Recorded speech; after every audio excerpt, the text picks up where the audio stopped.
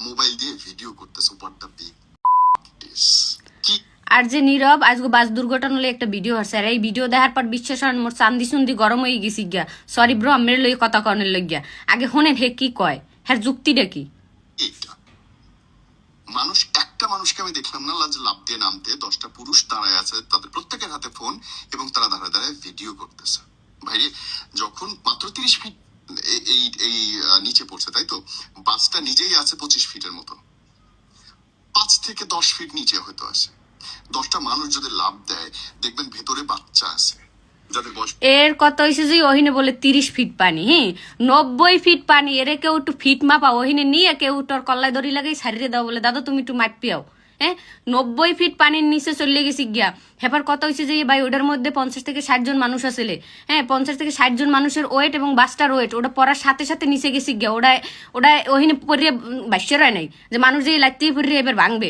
আর ওটা খাল না দাদু, ওই যে বাসটা যেখানে ডুববে গেছে ওটা খালের মধ্যে ডুবে নাই, ওটা নদীর মধ্যে ডুবছে। ওহানের পানির সম্পর্কে আমার কোনো ধারণাই নেই ভাই। ল্যাংডা কাল হইতে কোনে কইলে এখন কইবেন মাতারি মানুষ এসব কথা কোনে। পানিতে বড় বড় ইয়ে আইসি, মোরা জানি পানির কি শক্তি, এই শক্তি সম্পর্কে আমার ধারণাই নেই। পানি আর আগুন দুইটাই সমান্য শক্তি। ওখানে যদি মানুষ লাফ দিয়ে নামতেও কিচ্ছু করতে পারতে না, হ্যাঁ কিচ্ছু করতে পারতে না। ওটা খাল না যে মানুষ কাঁচা দিয়ে যাইয়ে দড়ি মানুষগুলো উড়াইবে, বা পুহিরে পড়ছে না। ওটা পুহিরও না যে মানুষগুলো চাইলেই উড়াইতে পারবে। ওটা নদীর মধ্যে পড়ছে ভাই, ডোবার মধ্যে না। এরা বুঝাইবে কেডা, এর কথা শুনো। 2 বছর, 2.5 বছর, 3 বছর বাচ্চা সাঁতারও পারে না, পারার কথাও না। হয়তো জানলার মধ্যে আটকাই গেছে, হয়তো কারো পা আটকাই গেছে, হয়তো কারো হাত আটকাই গেছে। যে মেয়েরা যেগুলো আছে বা বৃদ্ধরা যারা আছে, নেমে যদি একটা লাথিও মারা যেত কাঁচের দরজায় জানালায়, ওটা থেকে অসংখ্য মানুষ বাইর হইত। ভাই ওটা পানি, ওখানে যাইয়ে লাতি মেরা সহজ না। এত লাতি মেরে জানলার গেলাস মেলাস ভাঙ্গা এত সহজ না। আপনি বোঝেন না কিরবেন নে, এরা কেডা বুঝাইবে কও দেখি। আর হইছে কথা হইছে যে পানির শক্তি সম্পর্কে আমার ধারণাই নেই। পানির মধ্যে আমার শক্তি কোনো কাজে লাগবে না, হেতে আপনি বীর পুরুষ হন। আর ওহি ওটা খাল নি ভাই, না পুরে ডুবছে যে দৌড়ি যে ডুব দিয়ে মানুষ বাসাই বের। ওখানে কয়জন মানুষ সাঁতর জানে, হ্যাঁ কয়জন মানুষ সাঁতর জানে? আপনি কথায় কথায় হরদা ফাঁক করতে আছেন।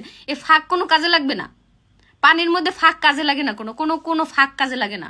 আপনি বুঝেন, আপনি কি পারতেন না ভাই 10টা মানুষের সেভ করতে? এত সহজ না দাদু, এত সহজ না ওইখানে সেভ করাটা। আর মানুষগুলো আতঙ্কে পড়ে গেছে, ওখানে কি করবে কন কয়েক সেকেন্ডের মধ্যে, সেকেন্ড। আপনি দেখছেন ভিডিওটা যে পড়ার সাথে সাথে 2-3 মানুষ উঠছে, নিজ দিয়ে খালি ব্যাগগুলো বাসি উঠতে আছে, শেষ। বাসের কোনো আর কোনো হদিশ পায় না। আর ওইটার মধ্যে অসংখ্য মানুষ আছে যে হাতর জানে, বাসের মধ্যেও এমন আছে যে অসংখ্য মানুষ সাঁতার জানে কিন্তু উঠতে পারছে না। কায়দা বোঝা লাগবে, তো কায়দা লাগবে ওড়ার। জানলা কপাট সব আটকাই নহান উঠবে কেমনে? আর ওইটার মধ্যে যে কি ভাঙ্গা সম্ভব?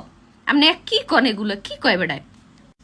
কি হইতো বলেন তো, নাহলে আপনি একটু কাপড় ভিজতো। ইয়ে হ্যাঁ চিন্তা করতেছে কাপড় চোপড় ভেজার চিন্তা কথা, মানে কি বুঝবো আমি কম উঠে কি কন দি সাম দিলে গরম হয় কোন জায়গায় দেহে কাপড় চোপড় ভেজার কথা চিন্তা করে। ওখানে পানির মধ্যে নামাটাই তো ডিফিকাল্ট একটা বিষয়, হ্যাঁ এই কাপড় চোপড় ভেজার চিন্তা করে।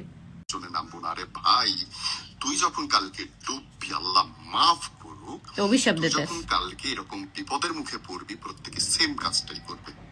নৈতিকতার দিক দিয়ে চিন্তা করলে বাংলাদেশ কেন মানুষ সম্পর্কে যদি কোন নৈতিকতার দিক থেকে কারো নৈতিকতা নাই।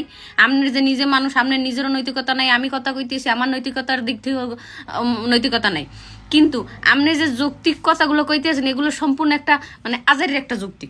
এখনো কামি খেটে না, হুদে হুদে এই মানুষগুলোর দোষ দিতে আসেন, বুঝছেন? আমের কমেন্ট বক্স আপনি চেক করেন, আপনার কমেন্ট বক্সে মানুষ আমের কি কইছে এই একটু দেখেন।